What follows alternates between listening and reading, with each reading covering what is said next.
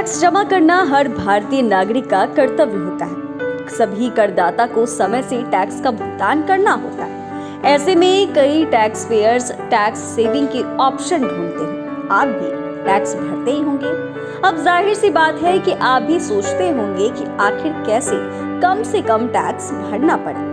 आपको बता दें कि आयकर विभाग करदाताओं को टैक्स छूट का लाभ देता है। अगर आप भी टैक्स बचाने के लिए ऑप्शन ढूंढ रहे हैं तो ये खबर आपके लिए बेहद जरूरी है। चलिए आज हम आपको बताते हैं कि आप कैसे अपना टैक्स बचा सकते हैं, तो वीडियो को अंत तक जरूर देखें। सबसे पहला ऑप्शन तो आपके एफडी का है। 5 साल वाले टेन्योर वाले एफडी में आप आयकर अधिनियम के एटीसी के तहत 1.5 लाख यानी कि 1.5 लाख रुपीस के टैक्स बेनिफिट का लाभ उठा सकते हैं। जानकारी के लिए आपको बता दें कि एफडी में 7 से 8% तक का ब्याज ऑफर होता है। एफडी पर मिलने वाले इंटरेस्ट पर टैक्स लगता है, हालांकि इस पर टैक्स कटौती का लाभ उठा सकते हैं। दूसरा ऑप्शन है आपके पास पीपीएफ, पब्लिक प्रोविडेंट फंड यानी पीपीएफ के निवेशकों को भी कर छूट मिलती है। इसके लिए लॉक इन पीरियड खत्म हो जाना चाहिए। आपको बता दें कि लॉक इन पीरियड 15 साल का होता है। पीपीएफ में मिलने वाला ब्याज पर टैक्स नहीं लगता।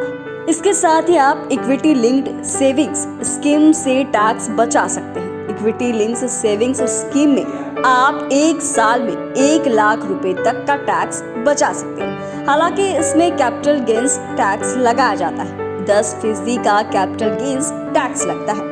इसके अलावा आप नेशनल सेविंग्स सर्टिफिकेट से लाखों का टैक्स बचा सकते हैं।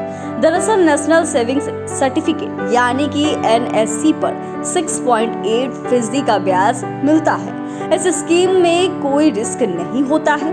इस योजना में आप एक वित्त वर्ष में 1.5 लाख का टैक्स डिडक्शन कर सकते हैं। जीवन बीमा पॉलिसी में भी कर छूट मिलता है। इसमें आप 1.5 लाख रुपए तक के लिए टैक्स डिडक्शन कर सकते हैं।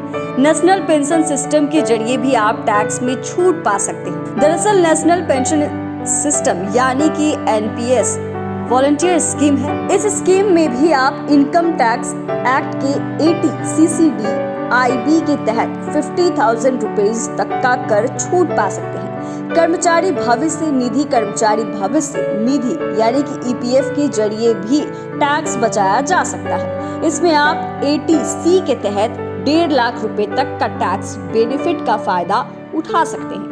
इसके अलावा सीनियर सिटीजन सेविंग्स स्कीम में भी निवेशकों को कर छूट का लाभ मिलता है, लेकिन यह लाभ 60 वर्षों से ज्यादा उम्र वाले निवेशकों को मिलता है। इसके साथ ही आप सुकन्या समृद्धि योजना से भी टैक्स बचा सकते हैं। यह योजना बेटियों के उज्जवल भविष्य के लिए शुरू की गई है। यह टैक्स फ्री स्कीम है, यानी कि इसके ब्याज पर कोई टैक्स नहीं लगता।